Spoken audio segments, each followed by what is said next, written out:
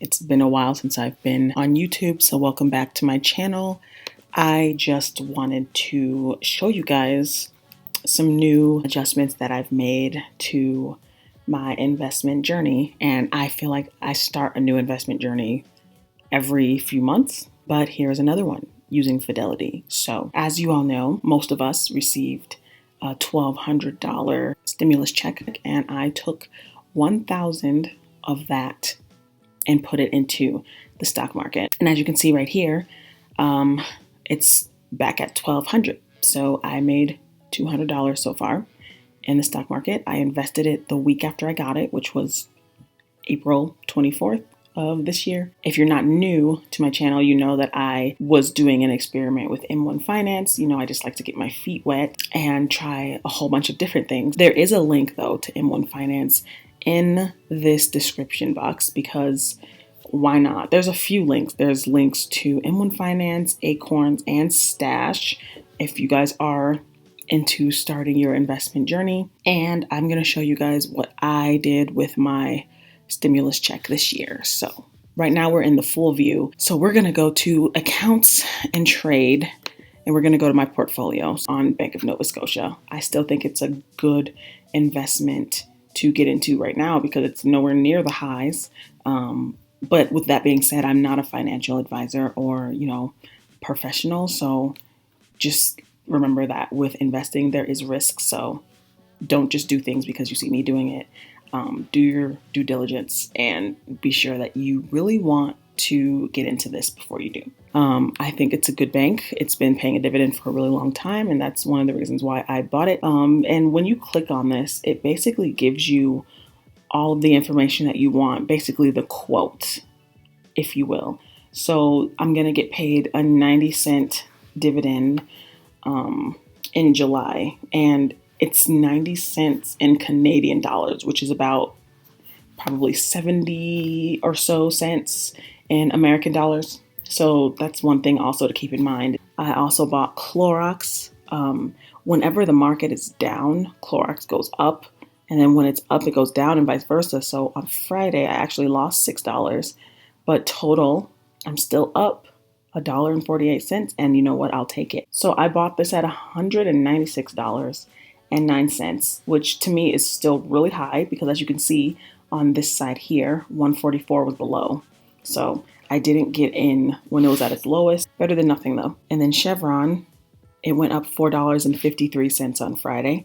I really like this stock. I think it's a good company. I think it's a strong stock. It pays a pretty good dividend.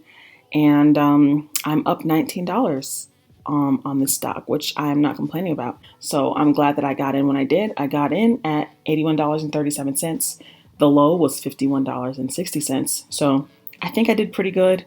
I think I can still get more positions of this before it goes back up to its highs.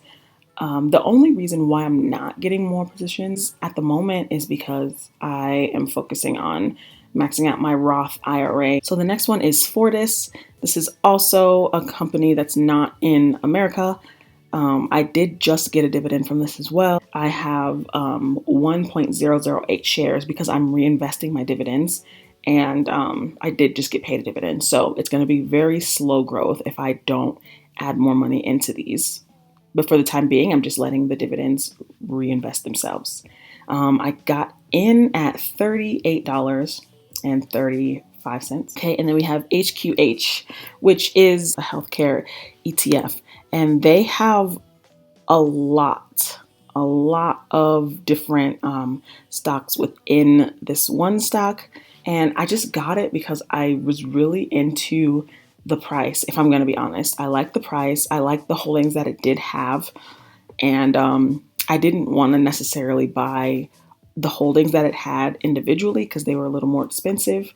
And I just felt like I had more potential in getting, my money's worth if I got this ETF. So that's what I did.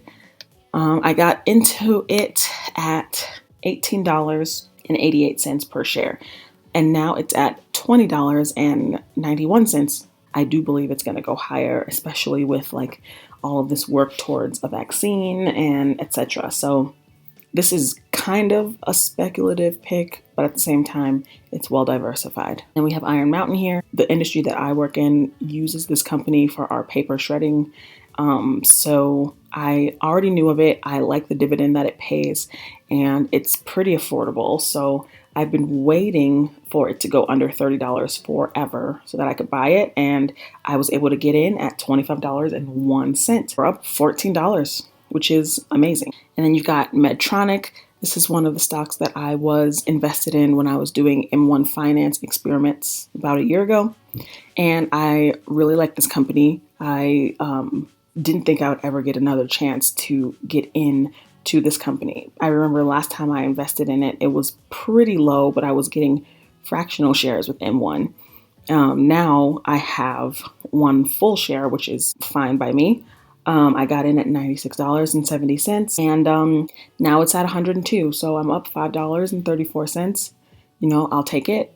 And hopefully by the time I'm ready to put more money in, it's, low again, but we'll see. And then we've got Rider Systems. So this stock I wasn't necessarily sure about, just because it's another one that a lot of people talk about, and I'm not gonna lie, I wasn't the most informed on this stock. I've heard of it, I know the company, but I'm not familiar with its fundamentals. Please don't judge, but I just basically took a leap of faith and said, it's going to go up with time based on what other people are saying. I kind of caught a case of FOMO with this one and didn't want to miss out. So I got in at about $28.49, which isn't bad because the high is $60 and the low is $22. So I just couldn't pass it up.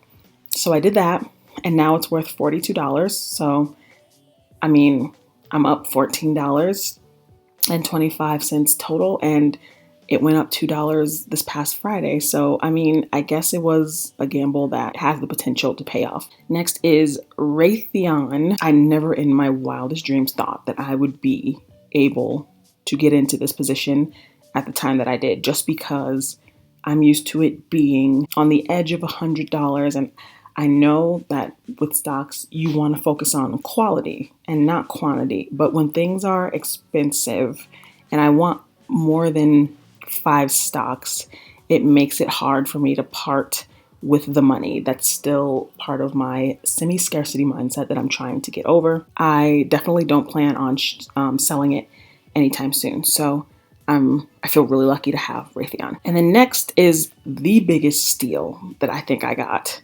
which is Starbucks. I think they're going to reach a high of way higher than $99.72. I think that's very undervalued for this stock. They have a lot of money-making potential, a lot of fresh ideas, and I'm just glad to be on this ride with them. And I'm up $11.05. Not complaining, not bad for one share, right? Next, we've got AT&T. AT&T used to cause a lot of controversy. People were using the stock as a bond. They were just using it for the income. It gives a pretty good dividend, like 52 cents or so. So that's not bad.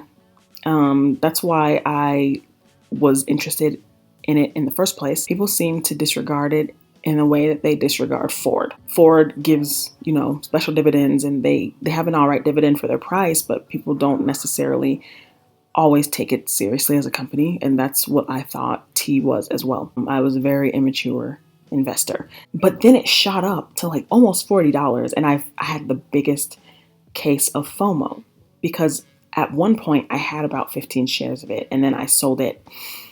And so when I saw that it was back down to $30, I was like, I have to get in on this. The low for this was $26.08. That's not that low for the stock. Like, I've seen it at $27 because it really didn't fall that far from where it always was.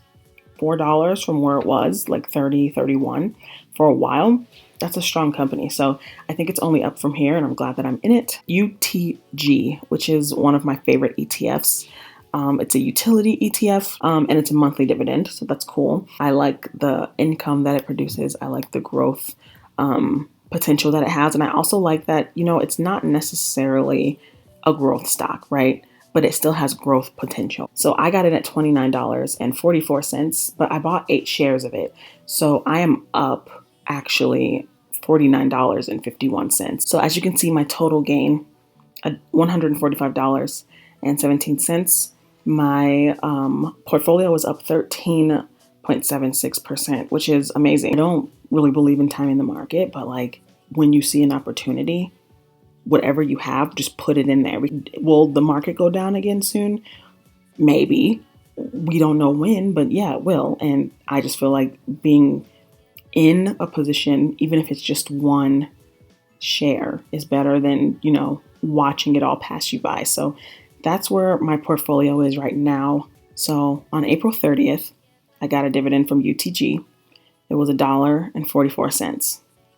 And then the next month, I got a dividend from Clorox. One share of Clorox gives me $1.06. That's why I wanted to be in it. That, and because it's a consumer non-cyclical, and because when I would go to the stores and everyone was panic buying, Clorox was literally never on the shelf. So I was like, okay, well, I can't get any tangible Clorox, so let's just buy some shares. So I have one share of that. Starbucks also paid me a dividend, $5.22, 2020, and it was 41 cents.